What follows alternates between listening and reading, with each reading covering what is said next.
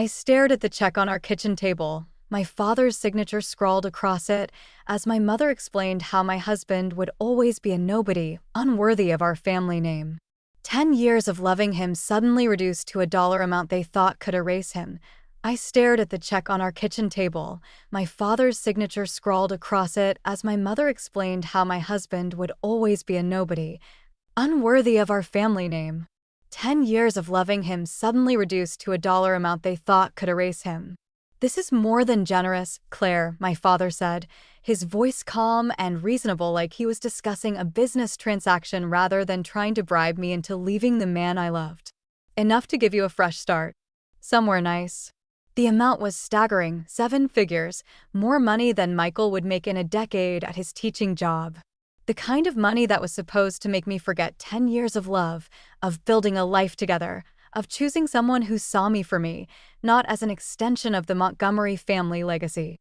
"We've been patient, darling," my mother added, her diamond bracelet catching the light as she reached for my hand. I pulled away before she could touch me. "We thought you'd outgrow this rebellion.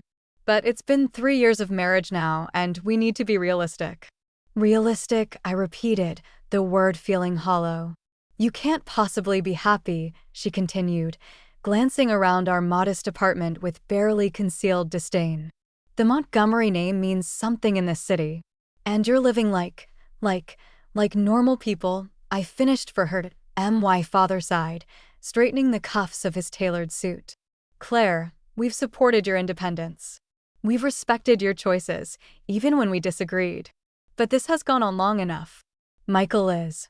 He paused, searching for a word that wouldn't sound too cruel. "Limited. In his prospects, his connections, his vision. You deserve more." I thought about the dinner at my parents' home last night, how they'd invited us over for the first time in months. How they'd asked pointed questions about Michael's teaching position at the public high school, his family in Ohio, his student loan debt. How my mother had commented that he seemed comfortable with mediocrity when he talked about loving his job. I'd thought they were finally making an effort, finally trying to know him. I was wrong. They were gathering ammunition. "And if I say no?" My voice was steadier than I felt. My father's expression hardened slightly. "The offer has an expiration date. 1 month. After that, we'll need to reconsider our approach to supporting your lifestyle." "Supporting my lifestyle?" I repeated. "I have a job, Dad. I support myself." "Your gallery position that Arthur helped you secure," he countered, referencing a family friend who owned the art gallery where I worked. "The health insurance under our family plan? The car we purchased for you? Be realistic, Claire." I felt a cold weight settle in my stomach. I hadn't realized how many invisible strings were still attached, how dependent I remained despite thinking I'd broken free. My mother misread my silence as consideration. "It doesn't have to be messy, darling. People grow apart all the time. No one would blame you for realizing you want different things in life." "Different things," I echoed. "You mean money. Status." "We mean a future," my father corrected. "Security. Respect. A partner who elevates you rather than anchors you." I looked between them, these people who had raised me, who I'd spent my entire life trying to please, who now sat in my kitchen attempting to put a price tag on my marriage. I should have screamed. Should have torn up the check and thrown them out. Should have defended Michael with all the rage building inside me. Instead, I smiled. Calm. Controlled. "I'll think about it." Surprise flickered across my father's face. He'd expected resistance, anger, tears. Not this quiet acquiescence. "That's all we ask," he said, patting my hand. "Just consider what's best for your future." They left soon after, my mother kissing my cheek, telling me to call when I'd made the right decision. I closed the door behind them, then leaned against it, finally letting my body shake with the fury and hurt I'd contained in their presence. The check still lay on the kitchen table, an obscene amount of money meant to dissolve my marriage. I picked it up, studying my father's confident signature. He never doubted his ability to buy what he wanted, or discard what he didn't. Michael would be home from school soon. Sweet, brilliant Michael, who believed my parents just needed time to warm up to him. Who always saw the best in people, even when they showed him their worst. He couldn't know about this. Not yet. Not until I figured out what to do, because while my parents thought they had all the power, the money, the connections, the influence, they'd made one critical miscalculation. They'd taught me too well how to play the long game. I folded the check and tucked it into my pocket. For evidence. For leverage. For whatever would come next. Then I wiped my eyes, straightened my shoulders, and began preparing dinner as if my world hadn't just shattered and reformed into something harder, clearer, and infinitely more resolved. My parents had finally shown me exactly who they were. And now I would show them exactly who I'd become. The next morning, I sat at our kitchen table while Michael showered, preparing for another day of teaching English to sophomores who probably didn't appreciate how lucky they were to have him. The check from my father burned in my pocket where I'd kept it, a physical reminder that I hadn't imagined yesterday's conversation. I needed to think, to plan, to understand exactly what I was dealing with. Despite their claims, my parents had never truly accepted my choice to marry Michael. I just underestimated how far they'd go to undo it. I pulled out my laptop and began making a list, a clear-eyed assessment of where we stood. Our assets, our vulnerabilities, the leverage my parents held over us, and what we held over them. The picture wasn't pretty. My gallery job, secured through family connections, provided only modest income. Our health insurance came through my parents' family plan. The car I drove daily was technically in my father's name. Even our apartment had a suspiciously reasonable rent for this neighborhood, making me wonder if my parents had quietly intervened with the management company. I'd thought I was independent. But I'd been living in a carefully constructed illusion of autonomy. Michael's position was more straightforward, but equally precarious. His teaching salary covered his student loans and contributed to our household, but there wasn't much left over.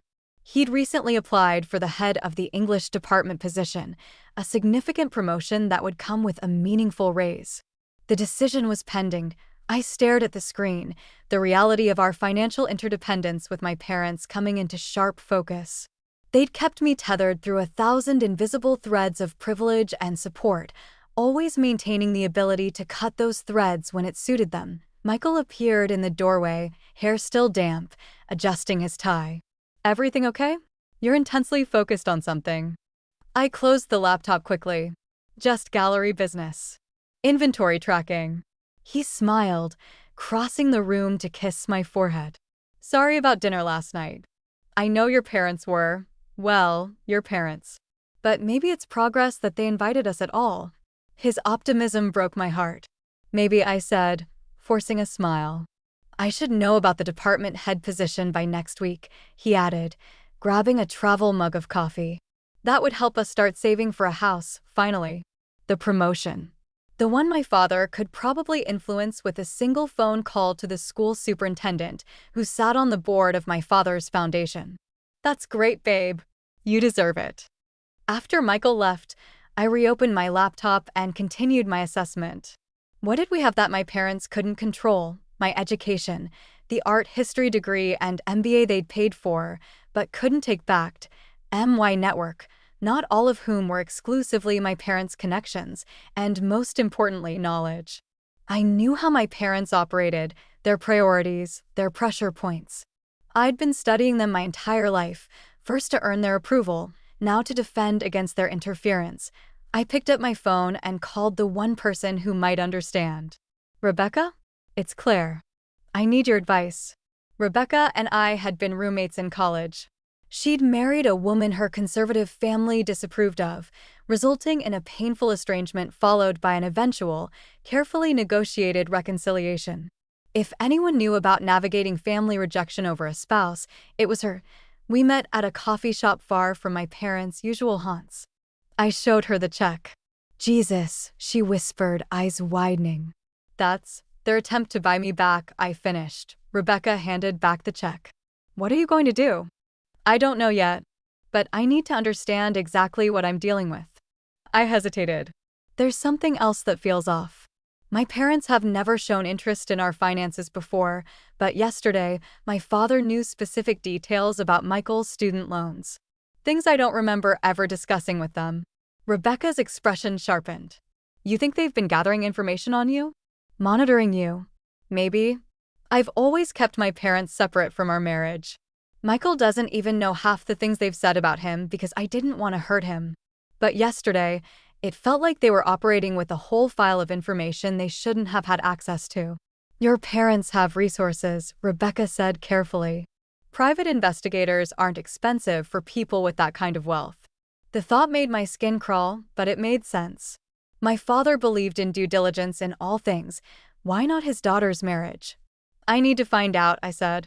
If they've been watching us, gathering information, trying to find pressure points. I need to know. Be careful, Rebecca warned. People like your parents don't respond well to being exposed. If you confront them without a plan, they'll just find another angle of attack. I know. That's why I called you. I need to figure out how to protect Michael and our marriage without burning everything to the ground. Rebecca studied me. The Claire I knew in college would have torn up that check and told her parents to go to hell. I smiled grimly. I've learned a few things since college. Sometimes the direct approach just makes powerful people dig in harder. So what's your plan? First, I need to verify what they know and how they got it. Then I need to close those access points. And finally, I need to establish financial independence quickly. And Michael? Are you going to tell him? I hesitated. Not yet. He still thinks they'll come around eventually. Finding out they tried to buy me away from him would devastate him. Rebecca nodded, understanding. Just don't wait too long. Secrets like this have a way of causing more damage the longer they're kept. After our meeting, I went straight to our bank and opened a new account in my name only. I transferred half our savings, not much, but a start. I then called our cell phone provider and requested a security audit, changing all passwords and security questions. These were small steps, but they represented something bigger, the beginning of a systematic dismantling of my parents' access to my life. That evening, while Michael graded papers, I went through our apartment with new eyes, looking for vulnerabilities. I checked my laptop security, enabled two-factor authentication on all accounts, and systematically changed every password I used. As I worked, a new understanding crystallized. This wasn't just about the money. It was about control. My parents had never seen me as truly adult, never respected my choices, never accepted that I might define success differently than they did. The check wasn't really an offer, it was a test. And my response would define our relationship moving forward. I wouldn't fail this test. But I would be the one setting the parameters for passing it. 1 week after my parents' offer, I sat in a small cafe across from Arthur Pembroke, owner of the gallery where I worked and my father's longtime associate. For 3 years, I'd viewed Arthur as my employer and mentor. Now I wondered if he'd also been my handler. Claire, this is unexpected. He stirred his espresso, regarding me with cautious interest. You said it was important? It is, I replied, keeping my voice even. I'm curious about something. When you offered me the position at the gallery, was it because of my qualifications or because my father asked you to? Arthur's hesitation told me everything. Your credentials were impeccable, he finally said, not quite answering the question. But my father made a call. He sighed. Robert mentioned you were struggling to find direction after graduate school. He thought working with art would suit your temperament well. He paused, choosing his words carefully, settled certain aspects of your personal life. My marriage. Arthur had the grace to look uncomfortable. Your father and I have been friends for 30 years. He was concerned. And has he asked you to report back? About my work? My marriage? My finances? Arthur's silence was confirmation enough. I appreciate your honesty, I said, though he hadn't actually spoken. I'd like to submit my resignation, effective immediately. Alarm crossed his face. Claire, that's not necessary.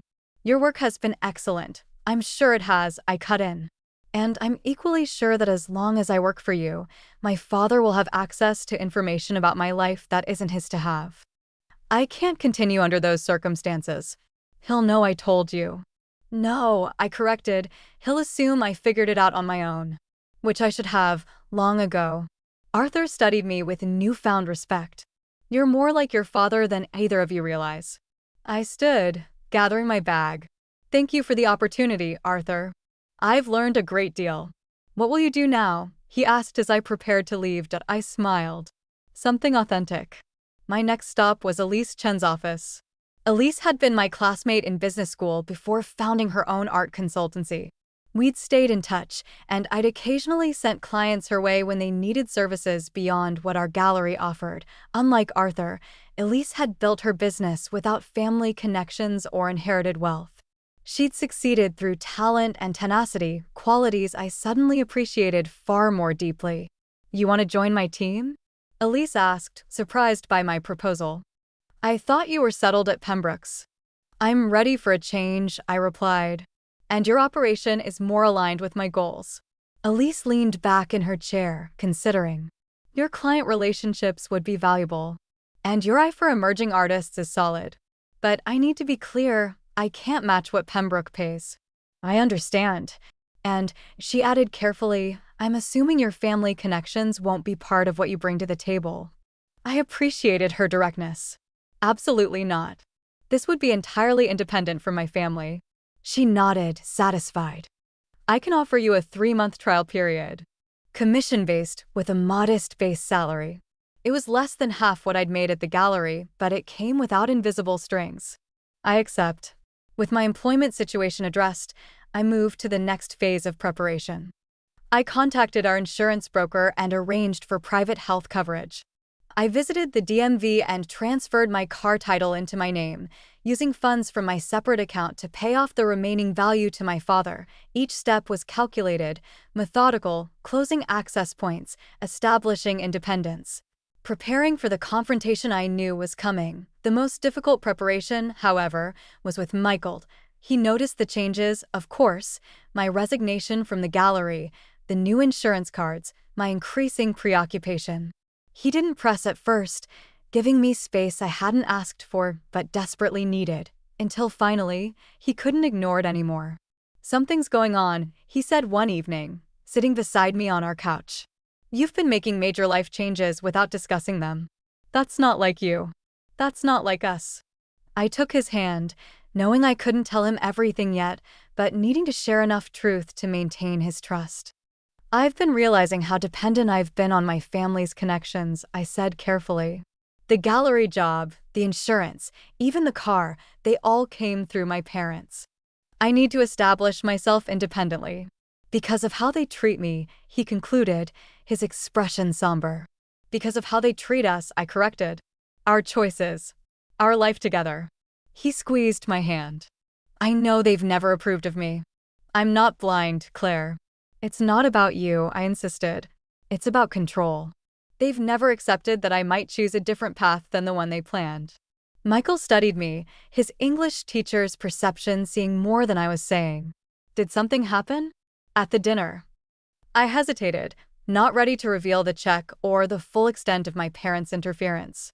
"Let's just say I've finally recognized some patterns that need to be broken." "Whatever you need," he said simply. "We'll figure it out together." His unquestioning support only strengthened my resolve. Michael deserved better than my parents' judgment and manipulation. We deserved better. My final preparatory step came from an unexpected source. My younger brother, James, called me out of the blue. "Claire? I heard you quit the gallery." "Dad's not pleased." James, 3 years my junior and firmly entrenched in the family business, had always been the dutiful son. We weren't close, our relationship defined more by shared history than genuine connection. "I imagine he isn't," I replied neutrally. "He thinks you're making a mistake. With the job. And other things." I sighed. "Did he send you to talk sense into me?" "Actually," James said, surprising me, "I called because I found something you should see. Some files in Dad's study. About Michael." My breath caught. "What kind of files?" "Background checks. Financial records. Employment history. Professional evaluations from his supervisors." James paused. "It's extensive, Claire. And recent. Can you get copies?" "Already did," he replied. "I'll send them securely." I was stunned by his insistence. "Why are you helping me?" The line was quiet for a moment before he answered. "Because I remember when you used to actually laugh. Before you started trying so hard to be what they wanted."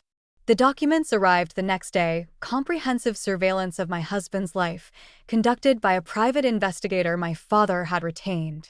Bank statements, credit reports, medical records, even transcripts of conversations with colleagues. It was invasive. Illegal. And exactly the leverage I needed. Armed with this evidence and newly established independence, I was ready for the final phase of my plan. I texted my parents a simple message. "I've made a decision about your offer. We need to meet. Tomorrow, 3 p.m. My apartment." My mother replied immediately, "We're so glad, darling. We'll be there."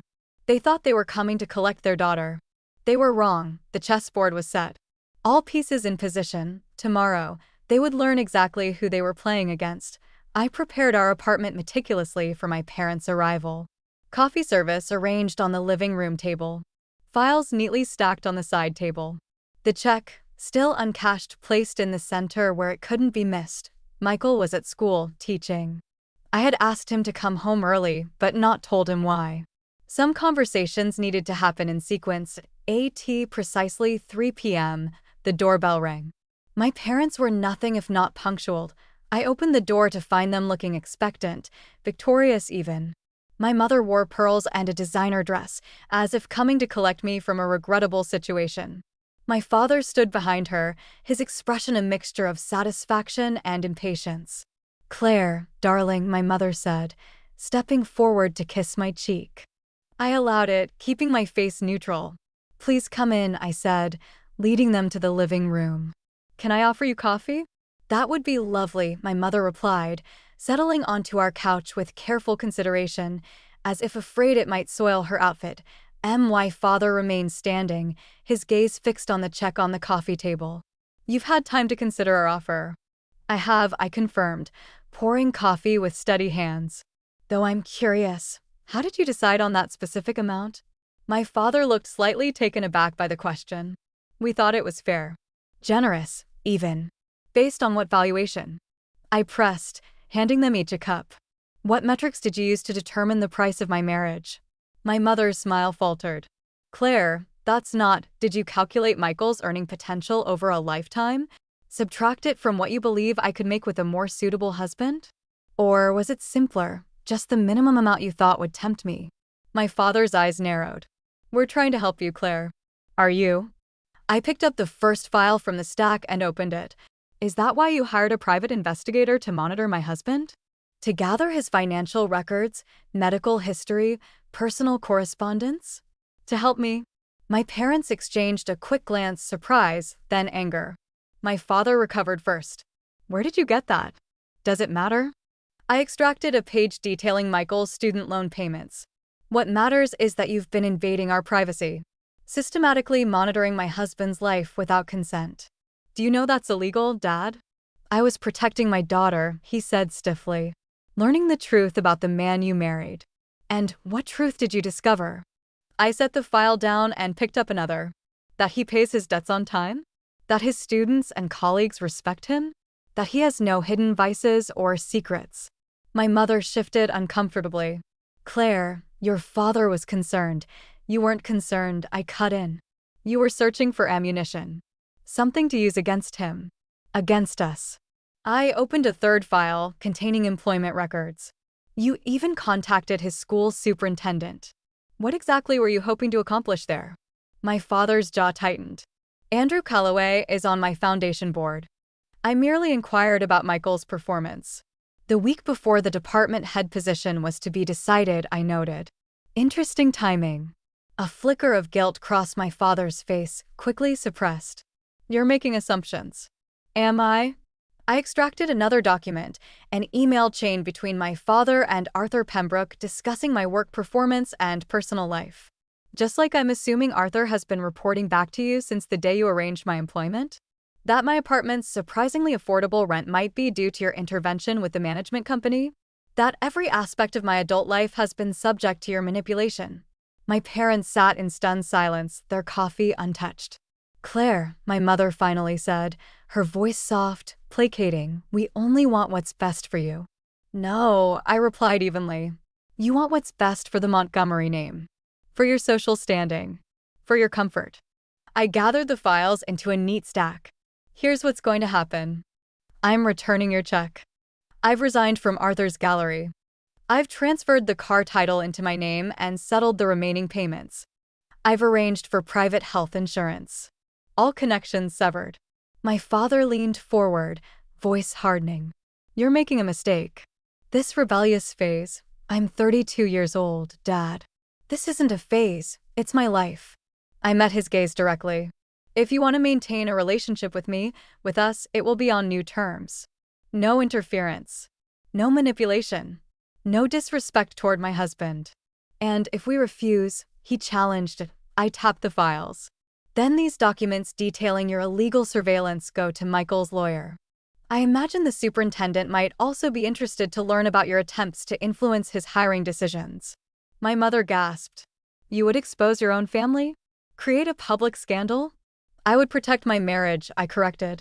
The choice is yours. My father's face flushed with anger. This is how you repay everything we've done for you? With threats? Ultimatums? I learned from the best. I replied calmly. The front door opened, and Michael walked in, stopping short at the sight of my parents. I'm sorry, he said, confused. I didn't realize you were having company. My father stood abruptly. We were just leaving. I caught my mother's eye. Think about what I said. About the terms for moving forward. She nodded once, tight-lipped, following my father to the door. After they left, Michael turned to me, questions in his eyes. What's going on, Claire? I picked up the check from the coffee table. We need to talk. They tried to pay you to leave me. Michael repeated, his voice hollow as he stared at the check in his hands. Because what did they call me? A nobody. We sat on our couch, the evidence of my parents' surveillance spread across our coffee table. I had told him everything: the bribe, the investigation, the years of interference, the confrontation that had just taken place. I'm so sorry, I said softly. I should have told you sooner. Michael shook his head slowly, still processing. I knew they didn't approve. But this. He gestured at the files. This is something else entirely. I know. Why didn't you tell me right away? I hesitated. Partly to protect you. Partly because I needed to secure our position first. And partly because I took a deep breath. I was ashamed of them. Of the fact that I'd let them maintain this level of control over our lives without even realizing it. Michael was quiet for a long moment, staring at the check. Then he looked up, his expression clearing. But you didn't take it. Of course not. And you confronted them. Cut ties. Defended us. He reached for my hand. You chose me. The simple way he said it, with wonder rather than doubt, made my throat tighten. Always. The fallout was swift. Within days, the Montgomery social circle was abuzz with whispers about our estrangement. My mother's closest friends stopped acknowledging me at the organic market. The charity committee I'd served on for years suddenly found itself restructuring, with no place for me. Michael faced his own consequences. His department head promotion, which had seemed certain, was mysteriously delayed for administrative review. The superintendent avoided eye contact at school functions. They're still pulling strings, I said one evening, watching Michael grade papers at our kitchen table. The lines around his eyes had deepened in recent weeks, but he hadn't complained once. It's fine, he replied, not looking up. Principal Davis knows my work. The review is just a formality. I wasn't convinced. My father, Claire. Michael interrupted gently, finally meeting my gaze. We knew there would be consequences. But we're handling them together, right? I nodded, drawing strength from his steadiness. Together. The real test came 3 weeks later with my brother James's engagement party. The invitation arrived addressed only to me, Michael conspicuously excluded. You should go, Michael insisted when I suggested declining. He helped us. Don't punish James for our parents' actions. If you're not welcome, I'm not going, I maintained. In the end, James himself called. The invitation was from Mom. I didn't see it before it went out. He paused. I want you both there, Claire. It's important to me. And Mom and Dad, I've talked to them. They'll behave. I wasn't convinced, but Michael persuaded me. It's a chance to establish the new normal, he argued. Besides, I'm curious to see if your father's face actually turns purple when he sees me, or if that's just an expression. The night of the party, I felt physically ill as we approached my parents' home. Michael squeezed my hand reassuringly as the valet took our keys. Remember, he whispered, we have nothing to be ashamed of. The grand foyer was crowded with Boston's elite bankers, hospital directors, university presidents. Heads turned as we entered, conversations pausing momentarily before resuming with increased intensity. James spotted us and crossed the room, champagne in hand. You came. His relief was palpable. He shook Michael's hand with genuine warmth. I'm glad you're both here. My mother appeared at James's elbow, elegant in midnight blue, her smile tight but present. Claire. Michael. Welcome. She kissed my cheek. Then, after a fractional hesitation, Michael's. It was performative, but it was something. Thank you for having us, Michael replied with perfect courtesy. Congratulations on James's engagement. My father maintained his distance throughout the cocktail hour, acknowledging us with a curt nod from across the room but never approaching. I caught him watching us several times, his expression unreadable. Your friend Elysian is here, my mother mentioned casually when we found ourselves momentarily alone. She spoke highly of your work. Said you've brought in several significant clients already. I blinked, surprised by both Elise's presence and my mother's knowledge. Yes, the transition has been positive. Good. My mother sipped her champagne. That's good. It wasn't an apology or even approval, but it was an acknowledgement of my independence. I would take it. The real shock came during dinner. We had been seated at a table far from my parents, a slight but an expected one. What I hadn't expected was Superintendent Calloway appearing beside our table as dessert was served. Michael, Claire, he greeted us warmly. Lovely to see you both. Michael half rose, clearly surprised. Superintendent. You know my wife. We've met at foundation events, he replied smoothly. Actually, Michael, I've been meaning to catch you. The board approved your appointment yesterday. Congratulations, you're officially the new department head. Michael's face lit up. Thank you, sir. I'm honored. You earned it, Calloway replied firmly. Your proposal for the advanced reading program was exceptional. Very innovative. As he walked away, I caught sight of my father across the room, watching the exchange. Our eyes met, and he gave me a single, almost imperceptible nod. Did your father? Michael began, following my gaze. I don't know, I admitted. Maybe. Or maybe you really are just that good at your job. Michael smiled, squeezing my hand under the table. I like this second explanation better. By the end of the evening, it was clear that some sort of shift had occurred. Not reconciliation, not forgiveness, but a fragile ceasefire. My parents had realized they couldn't control me through money or manipulation. Now they were trying a different approach. As we prepared to leave, my father finally approached, stopping us in the hallway. Claire, he acknowledged, then, with visible effort, Michael. I hope you enjoyed the evening. It was a lovely party, Michael replied. James and Catherine seemed very happy.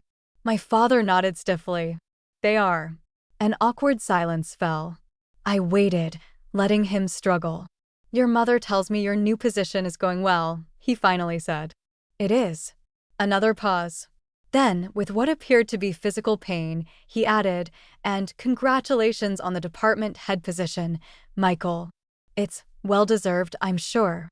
Before either of us could respond, he turned and walked away, conversation complete. I in the car heading home. Michael laughed softly.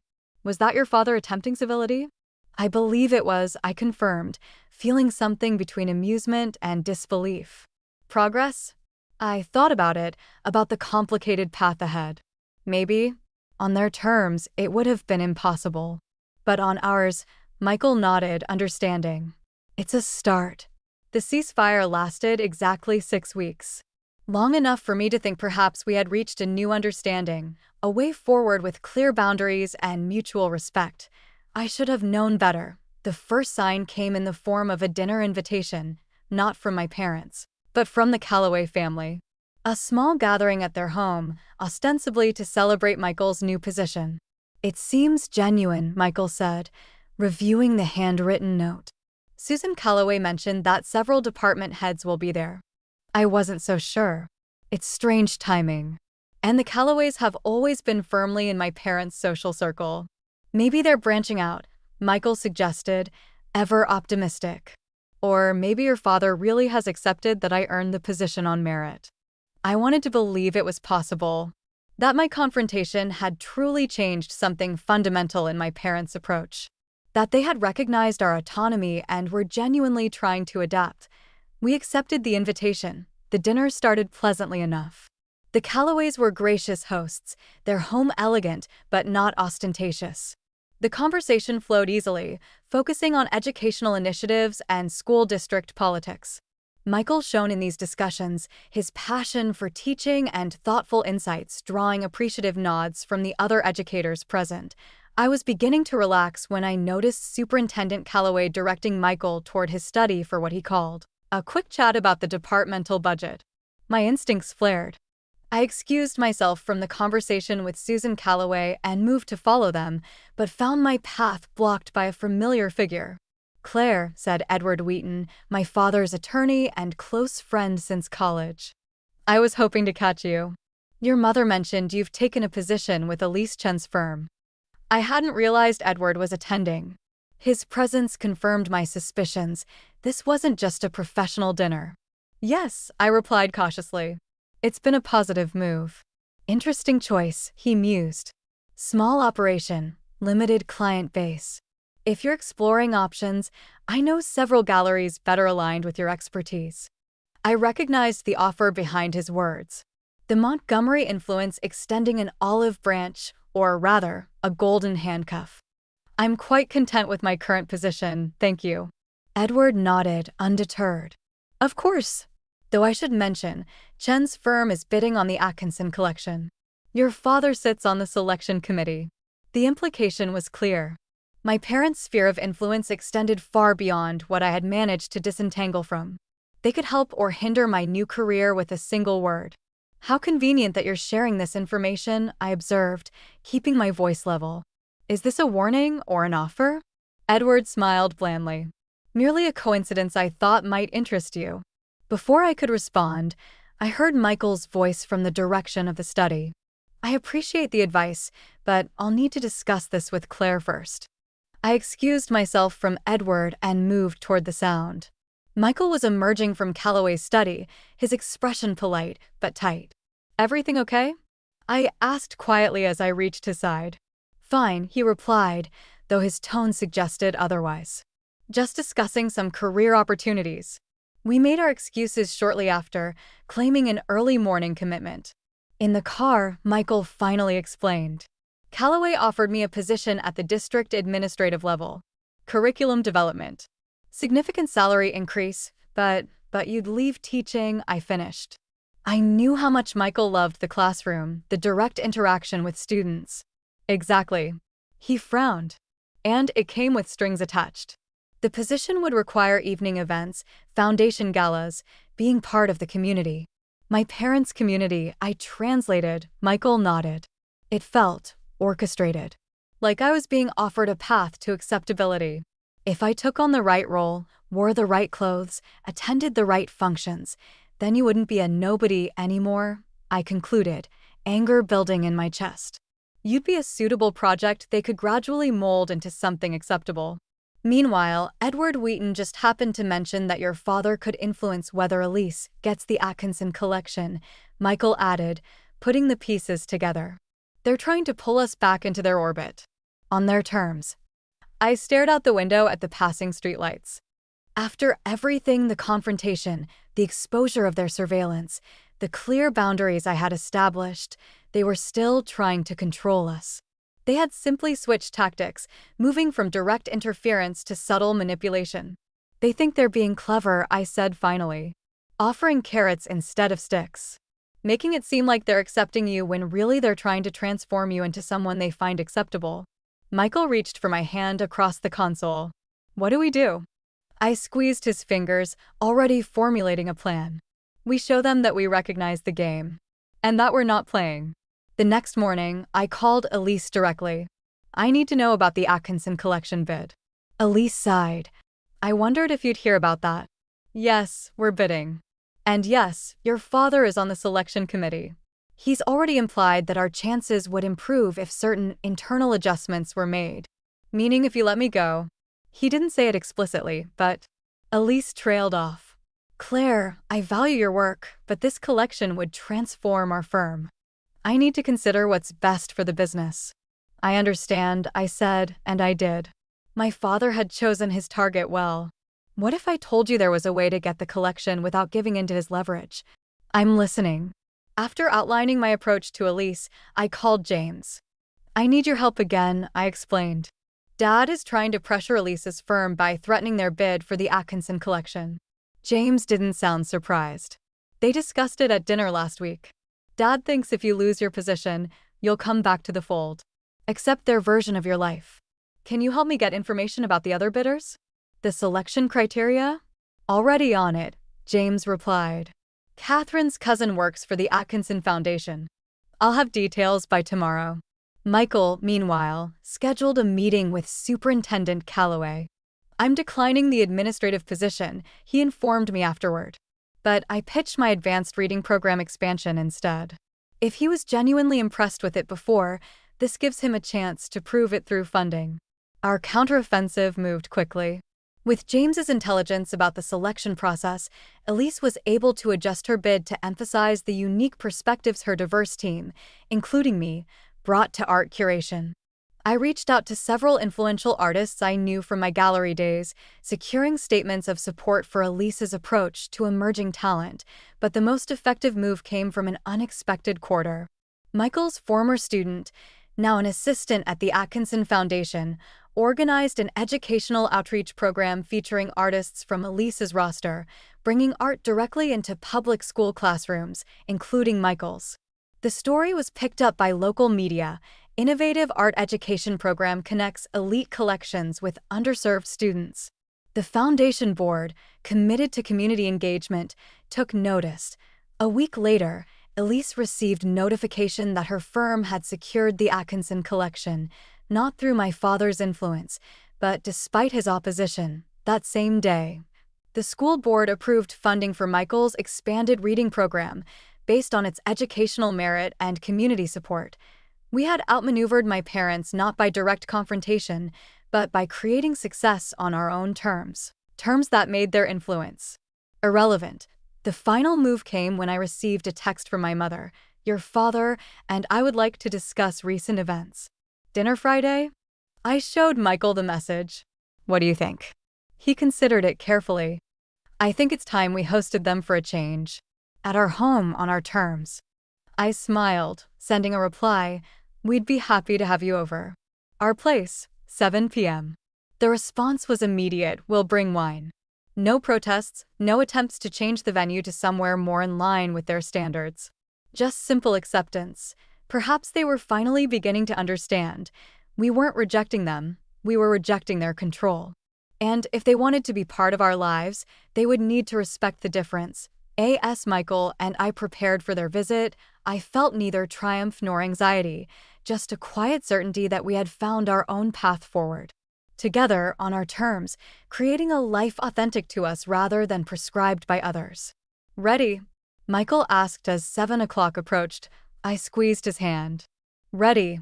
The doorbell rang, and we went to greet my parents, not as adversaries or subjects, but as equals.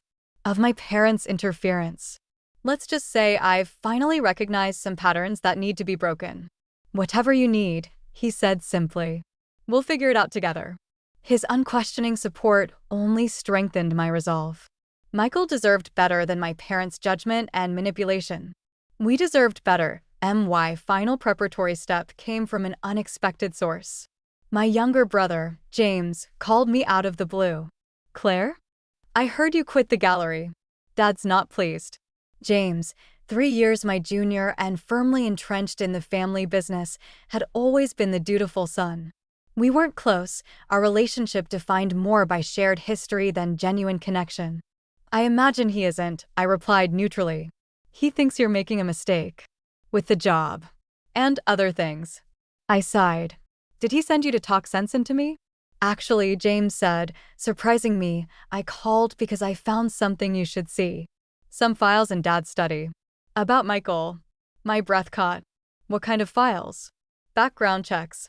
Financial records. Employment history. Professional evaluations from his supervisors. James paused. It's extensive, Claire. And recent. Can you get copies? Already did, he replied. I'll send them securely. I was stunned by his assistance. Why are you helping me? The line was quiet for a moment before he answered. Because I remember when you used to actually laugh. Before you started trying so hard to be what they wanted. The documents arrived the next day, comprehensive surveillance of my husband's life, conducted by a private investigator my father had retained. Bank statements, credit reports, medical records, even transcripts of conversations with colleagues. IT was invasive. Illegal. And exactly the leverage I needed. Armed with this evidence and newly established independence, I was ready for the final phase of my plan. I texted my parents a simple message. I've made a decision about your offer. We need to meet. Tomorrow, 3 p.m. My apartment. My mother replied immediately, We're so glad, darling. We'll be there. They thought they were coming to collect their daughter. They were wrong. The chessboard was set. All pieces in position. Tomorrow, they would learn exactly who they were playing against. The evening my parents came to our apartment for dinner marked a turning point.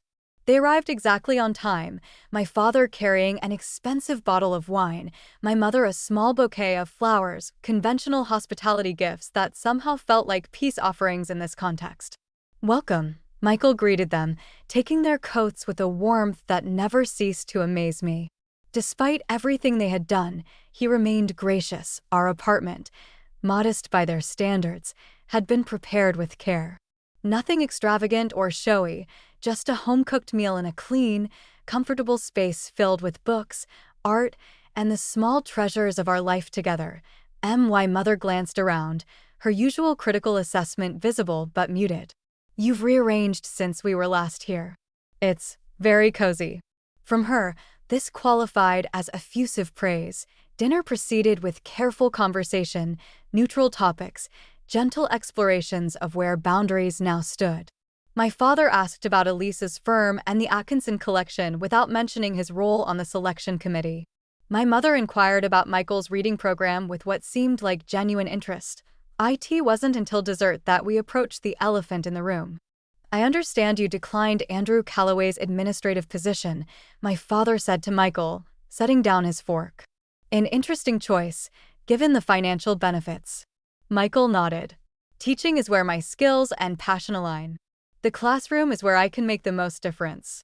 Even if it limits your advancement? It depends on how you define advancement, Michael replied evenly. Status and salary aren't my primary metrics for success. My father studied him with new consideration. Most people don't have the luxury of such idealism. It's not idealism, I interjected. It's priorities. Michael values meaningful work over prestige, just as I value authentic professional relationships over advantageous ones. Like Chen's firm over Pembroke's, my mother observed. Exactly. My parents exchanged a glance, some unspoken communication passing between them. Then my father cleared his throat. We may have misjudged certain aspects of your situation, he said carefully. Coming from him, this was practically a mea culpa. Robert, my mother said with gentle reproach. She turned to us, her perfectly manicured hands clasped tightly in her lap. What your father is attempting to say is that we were wrong. About how we approached your marriage. About the offer. She glanced at the space where the check had once lain. About many things. I sat very still, hardly daring to believe what I was hearing. You were wrong, I repeated, wanting to hear it again. My father shifted uncomfortably. We were concerned about your future. Your security. We saw Michael's background as limiting. But we were operating on assumptions, my mother continued. And recent events have challenged those assumptions. Recent events, I echoed. You mean us outmaneuvering you with the Atkinson collection? Michael's program getting funded on its merits? Our refusing to be manipulated back into your orbit? Claire, Michael murmured, a gentle warning not to push too hard. My father's jaw tightened, but he nodded. Yes, among other things. Such as. I pressed. My mother sighed. Such as watching you build something meaningful independently. Seeing Michael's commitment to his work and to you. Realizing that our methods were. She hesitated, searching for the right word, counterproductive. It wasn't a complete acknowledgement of the harm they'd done, but it was more than I'd expected. More than they'd ever conceded before. James has also been quite vocal about his perspective, my father added, a hint of exasperation in his tone. He seems to think we've been, as he puts it, on the wrong side of history in this situation. I made a mental note to thank my brother later. So what now? I asked. What exactly are you proposing? A reset, my mother suggested. Not forgetting the past, but finding a way forward that respects your choices while allowing us to be part of your lives. Michael leaned forward slightly. With conditions, I assume? My father nodded, appreciating Michael's directness. Basic courtesy. Mutual respect. Private disagreements staying private rather than becoming legal matters. He looked meaningfully at the place where I had once arranged the surveillance files. And in return, I asked, we commit to treating your marriage with respect, my mother said. No more interference. No more investigations. No more attempts to engineer your career paths. And Michael? I pressed. You'll accept him? Not as a project to improve or a mistake to correct, but as my husband? As family? The question hung in the air between us. I could see my parents struggling, my father with his deeply ingrained class prejudices, my mother with her social aspirations. This was the real test. Yes, my father said finally. We will accept Michael as your husband. As. He swallowed visibly, family.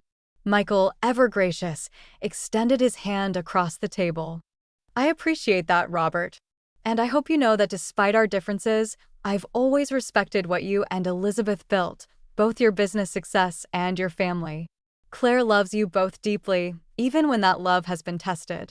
My father seemed startled by this gesture, this acknowledgement of his life's work from a man he had dismissed as insignificant.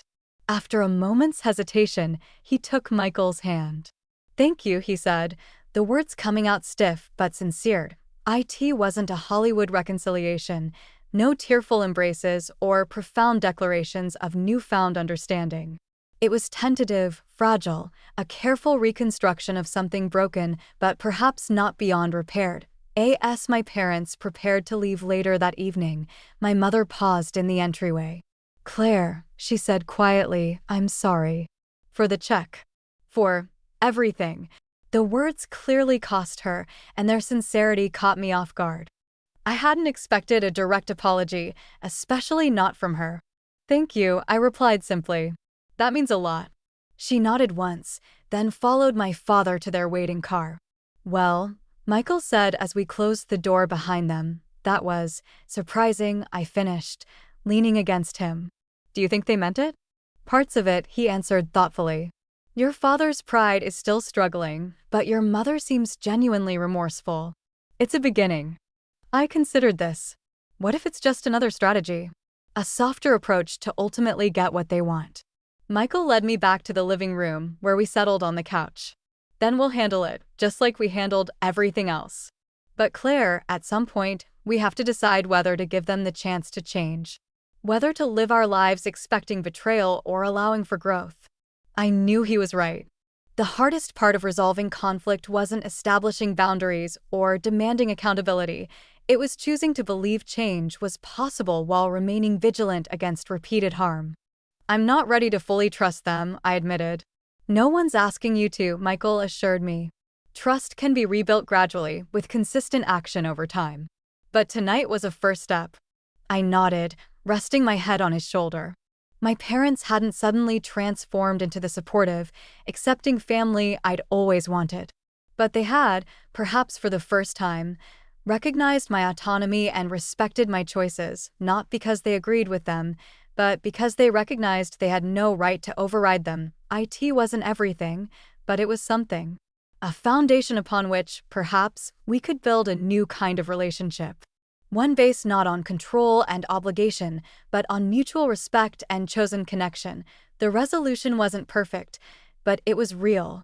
And for now, that was enough. 1 year after my parents left that check on our kitchen table, Michael and I hosted a housewarming party in our new home, a small but charming two-bedroom house with a fenced yard and a reading nook built into the front window. Nothing extravagant, but entirely ours, purchased with a down payment we had saved together, without family assistance. The gathering was deliberately eclectic. Michael's colleagues from school, my coworkers from Elise's firm, friends from various chapters of our lives, and, somewhat remarkably, my family, parents, brother, and his new wife. Who would have thought we'd be here a year ago? Rebecca murmured, sidling up to me as I arranged a cheese platter. Your parents in your living room, making small talk with Michael's mother from Ohio? I followed her gaze to where my father was indeed engaged in what appeared to be genuine conversation with Michael's mom, Martha, who had flown in for the occasion. The sight was still surreal. Not me, I admitted. There were moments I thought we'd never speak again. The power of boundaries, Rebecca said, raising her glass in a small toast. Turns out when you stop accepting toxic behavior, people either change or disappear. In my parents' case, change had come slowly, unevenly, but consistently over the past year. There had been setbacks, moments of old patterns resurfacing, subtle attempts to reassert influence. But each time we had calmly, firmly reinforced our boundaries, and gradually a new dynamic had emerged. My mother approached, carrying a small gift bag. Claire, this is for your new home. Nothing extravagant, she added hastily, as if afraid I might reject anything too lavish. Just a housewarming tradition. Inside was a loaf of bread, a small container of salt, and a bottle of olive oil, traditional symbols of sustenance, flavor, and prosperity for a new home. Simple, thoughtful, with no strings attached. Thank you, I said sincerely. That's very thoughtful. My mother seemed pleased, if slightly flustered by my gratitude. Martha was just telling us about Michael's community reading initiative. It sounds quite successful. It is, I confirmed. 7 schools have adopted it now. The results have been remarkable, especially in the districts with fewer resources. Your father thinks the foundation might be interested in supporting its expansion, she offered cautiously, testing whether this kind of involvement would be welcomed or viewed as interference. I considered it briefly. That could be valuable, as long as it comes without conditions or control. As a genuine contribution to something worthwhile. She nodded, understanding the distinction. Of course. No strings attached. Across the room, Michael caught my eye and smiled, that warm, genuine smile that had first captured my heart a decade ago. He was engaged in animated conversation with James and Elise, likely discussing the community art program they had developed together following the success of the Atkinson project. The professional landscape had shifted dramatically for both of us over the past year. Michael had declined a second offer of administrative advancement, instead developing his reading program into a model being considered for district-wide implementation. His choice to remain in the classroom, once viewed by my parents as a lack of ambition, was now recognized for what it was, a deliberate commitment to direct, meaningful impact. My own career had flourished at Elise's firm, which had expanded significantly after securing the Atkinson collection. We had moved to larger offices, hired 3 additional consultants, and developed a reputation for connecting emerging artists with established institutions. I had recently been made partner, cementing my professional identity separate from my family's influence. Claire, my father's voice interrupted my thoughts. He had approached without my noticing, a plate of appetizers in hand. Do you have a moment? I nodded, following him to a quieter corner of the living room. I wanted to tell you, he began, his tone more hesitant than I was accustomed to hearing from him, that I'm impressed with what you've built here. Your home, your career, your life. I waited, sensing he had more to say. When you were growing up, he continued, I had very specific ideas about what success should look like for you. The right schools, the right career, the right husband. He glanced toward Michael. I thought I knew what would make you happy, what would give you security and fulfillment. But you didn't, I said quietly. No, he admitted. I didn't. You found those things on your own terms, in ways I wouldn't have predicted or chosen. He paused, his gaze direct now. But I can't argue with the results. You seem content. In a way I'm not sure I've seen before. It was perhaps the most honest thing my father had ever said to me. I am, I confirmed. Not because everything is perfect or because we have everything we want, but because we've built this life intentionally, making choices that align with our values rather than external expectations. My father nodded slowly. Your mother and I didn't have that luxury when we were starting out. Or perhaps we didn't recognize it as an option. Success had very clear metrics in our world: financial achievement, social position, influence. Those aren't bad things, I acknowledged. They're just not the only things. No, he agreed. They're not. He hesitated, then added, I'm still learning that. But I'm trying. This admission of incomplete understanding, of ongoing growth, from a man who had always presented himself as all-knowing was perhaps the most significant change of all. Later, as guests began to depart, Martha hugged me warmly. I knew from the first time Michael brought you home that you had a backbone of steel under those fancy manners, she said with characteristic frankness. Standing up to your parents took courage. Giving them a chance to make amends took even more.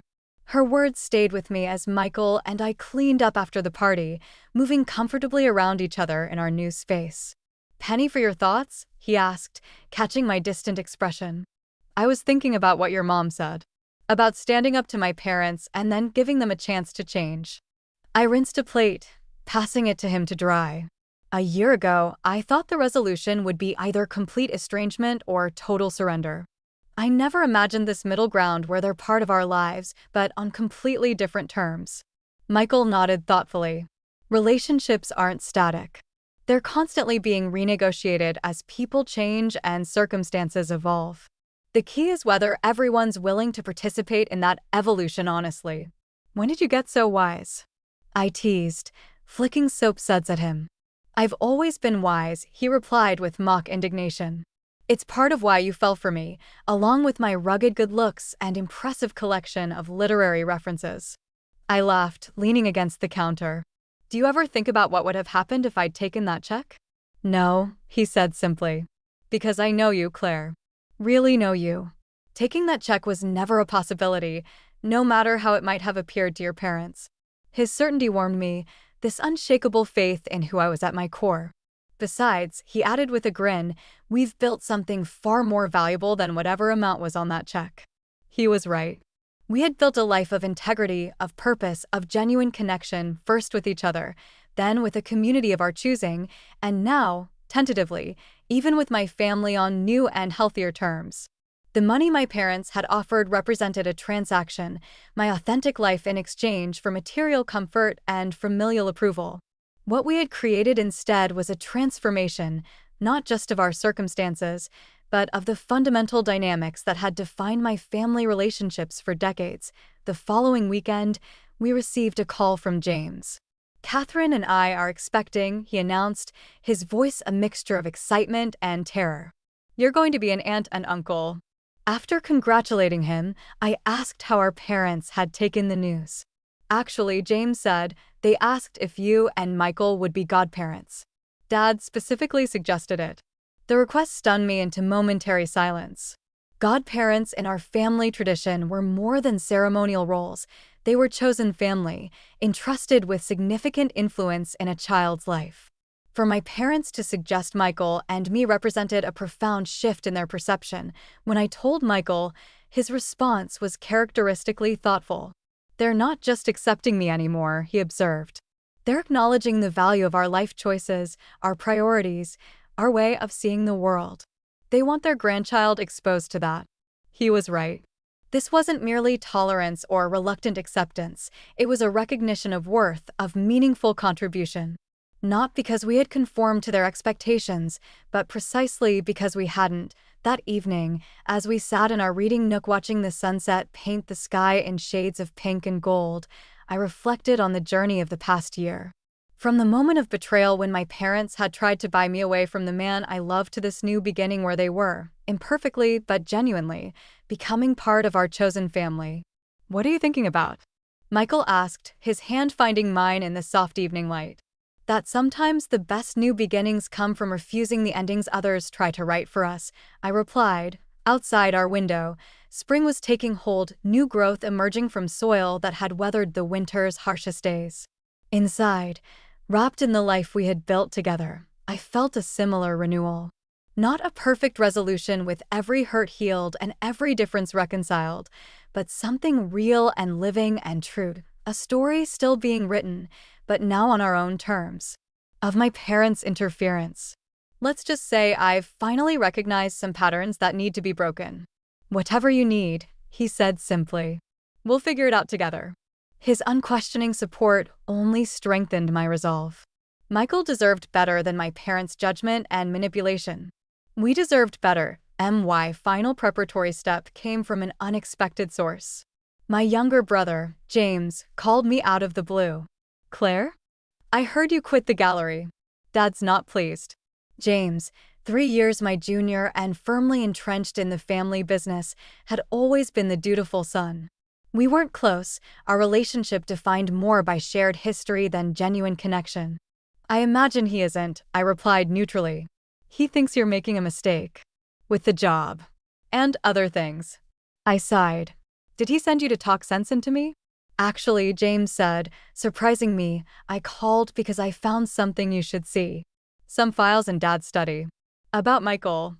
My breath caught. What kind of files? Background checks.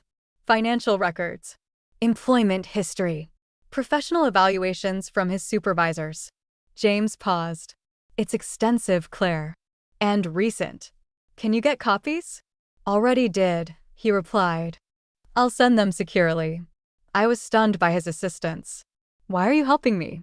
The line was quiet for a moment before he answered. Because I remember when you used to actually laugh. Before you started trying so hard to be what they wanted. The documents arrived the next day, comprehensive surveillance of my husband's life, conducted by a private investigator my father had retained. Bank statements, credit reports, medical records, even transcripts of conversations with colleagues. IT was invasive. Illegal. And exactly the leverage I needed. Armed with this evidence and newly established independence, I was ready for the final phase of my plan. I texted my parents a simple message.